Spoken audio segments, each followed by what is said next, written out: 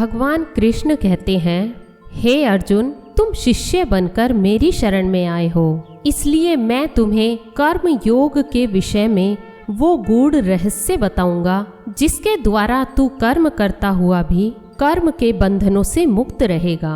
हे पार्थ, केवल शरीर ही नश्वर है, आत्मा अनंत और अनश्वर है, जो शरीर के मारे जाने पर भी नहीं मरती। जो इस आत्मा को मरने वाला समझता है या मारने वाला समझता है, वो दोनों ही अज्ञानी है, क्योंकि आत्मा कभी नहीं मरती। आत्मा ना तो किसी को मारता है और ना ही किसी के द्वारा मारा जाता है। इसलिए किसी के मरने और मरने का शोक किए बिना तू अपना कर्तव्य कर। तेरा धर्म युद्ध करना है, तू अपना धर्म समझकर युद्ध कर। अर्जुन कहते हैं, हे मधुसूदन, तुम बार बार इस बात पर जोर दे रहे हो कि मन पर पूरी तरह काबू पा लो तो मुक्ति के द्वार खुल जाएंगे, परंतु मन को काबू में करने का कोई सरल साधन भी है? भगवान कृष्ण कहते हैं, साधन तो अवश्य है, सरल भी है, परंतु थोड़ा दुष्कर भी है। सरल भी दुष्कर भी, इसका क्या अर्थ है केशव? इसका अर्थ है कि यदि तुम धीर मति वाले हो, दृढ़ निश्चय वाले हो, तो यह काम सरल है, और यदि तुम्हारी मति धीर नहीं है तो दृढ़ निश्चय नहीं कर सकोगे, और दृढ़ निश्चय नहीं कर सकोगे तो जन्म जन्मांतर तक भटकते रहोगे। ये दृढ़ निश्चय कैसे हो सकता है? विश्वास से। किसमें विश्वास से? परमात्मा में विश्वास से, सत्य में विश्वास से, अपने धर्म में विश्वास से। जब अपने धर्म अर्थात कर्तव्य को जान लोगे तो फिर दृढ़ निश्चय होकर अपने धर्म पथ पर, अपने कर्तव्य पथ पर आगे बढ़ोगे। फिर तुम सुख दुख, हानि लाभ, जय पराजय सबको एक जैसा ही समझकर अपने पथ से डगमगाओगे नहीं। इस प्रकार हार जीत को एक समान समझकर केवल इसलिए युद्ध करो क्योंकि इस समय युद्ध करना तेरा कर्तव्य है। और यदि इस मानसिक वृत्ति से अपना धर्म समझकर युद्ध करोगे तो तुम्हें उसका पाप नहीं लगेगा। अर्जुन कहते हैं, ये क्या कह रहे हो केशव कि पाप नहीं लगेगा?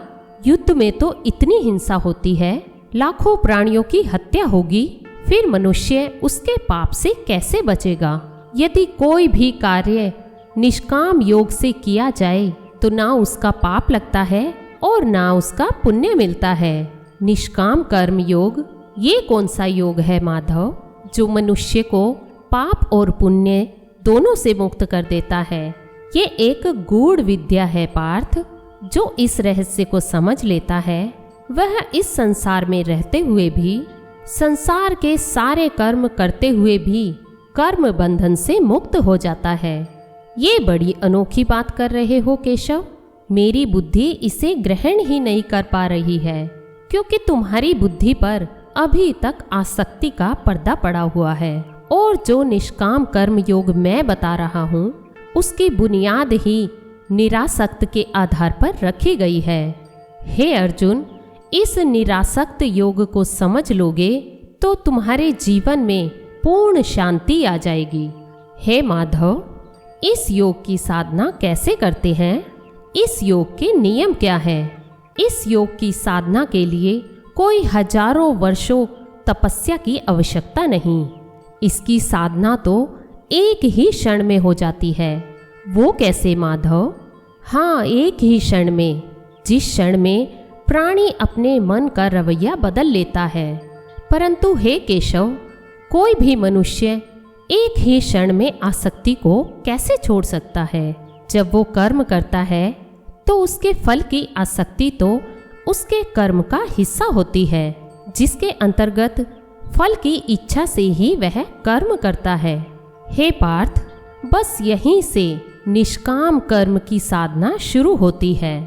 अर्थात तुमने कहा कि प्राणी फल पाने की इच्छा से ही कर्म करता है, परंतु निष्काम कर्म योग यह सिखाता है कि फल पाने की इच्छा से नहीं, बल्कि अपना कर्तव्य पालन करने के लिए, अपने धर्म का पालन करने के लिए कर्म करो। फल पर भरोसा करके कर्म मत करो, क्योंकि फल पाना तुम्हारे हाथ में नहीं, तुम्हारे अधिकार में केवल कर्म करना ही है। हे पार्थ, तुम कर्म कर सकते हो, कर्म करने का संकल्प कर सकते हो, परंतु कर्मों का फल पाना तुम्हारे हाथों में नहीं है। हे मधुसूदन, मैं जिस काम का संकल्प करूँगा वह काम तो मैं करूँगा ही। जब भोजन करने का निश्चय करके ही बैठूंगा तो निवाला उठाकर मुंह में रखूंगा ही, तभी तो उसे खाऊंगा। परंतु हे पार्थ, यदि उस खाने का निवाला तुम्हारे प्रारब्ध में नहीं है तो उसे तुम मुंह तक तो ले जाओगे, परंतु उस ग्रास का एक दाना भी अपने मुंह में नहीं रख सकोगे।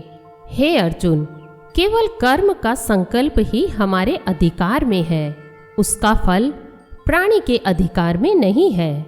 वो कैसे माधव?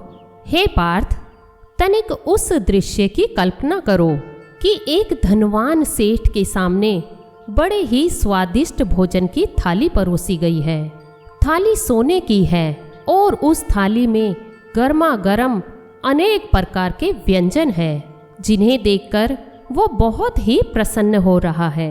वो जैसे ही भोजन का निवाला अपने मुंह तक ले जाने का प्रयास करता है, वैसे ही उसे एक अशुभ समाचार प्राप्त होता है, जिसके कारण वह निवाला मुंह तक जाने की बजाय नीचे छूट जाता है। इस प्रकार देखा कि प्रारब्ध में ना हो तो मुंह तक पहुंचने के बाद भी निवाला छिन जाता है। परंतु हे अर्जुन, इस उदाहरण का यह भी अर्थ नहीं है कि तुम सब कुछ प्रारब्ध पर ही छोड़कर स्वयं अकर्मण्य हो जाओ। याद रखो, मैंने कहा है, कर्मण्यवाधिकारस्ते माँ फलेषु कदाचन माँ कर्म फल हेतुर्भू मारते संगो अस्तव कर्मणि। जय श्री कृष्णा।